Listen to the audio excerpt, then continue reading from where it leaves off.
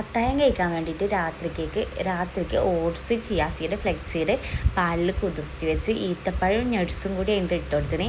പിറ്റേന്ന് രാവിലെ വെളുപ്പിന് എണീച്ചതിന് ശേഷം അതിലേക്ക് ഫ്രൂട്ട്സ്, ബനാന, അനാറ്, ആപ്പിള് ഇത്രയും ഐറ്റംസ് ഇട്ട് തേനും ഒഴിച്ച് നല്ലോണം ഒന്ന് മിക്സ് ചെയ്തിട്ട് ഇതാണ് അത്താഴത്തിന് കഴിക്കുന്നത്.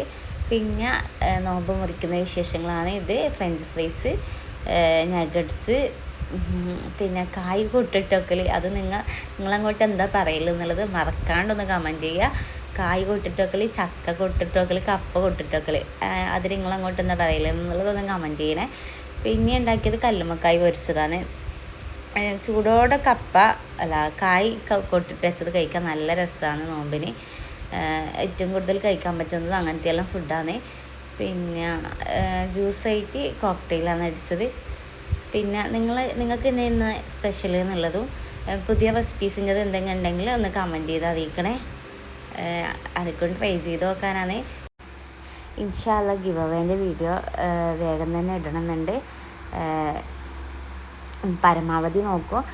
കുറേ ഡിലേ ആയിപ്പോയി. ഇൻഷാ അല്ലാ നോക്കാം. പിന്നെ നിങ്ങൾക്ക് എന്നാൽ ഇന്ന് കടികൾ ഉണ്ടാക്കിയെന്നുള്ളത് ഒന്ന് കമൻറ്റ് ചെയ്ത് അറിയിക്കണേ. മറക്കാണ്ട് വീഡിയോ ഇഷ്ടപ്പെട്ടാൽ ഒന്ന് ലൈക്ക് ചെയ്ത് സപ്പോർട്ട് ചെയ്യുക. അപ്പം പിന്നെ വീണ്ടും ഒരു വീഡിയോസായിട്ട് നാളെ കാണാം.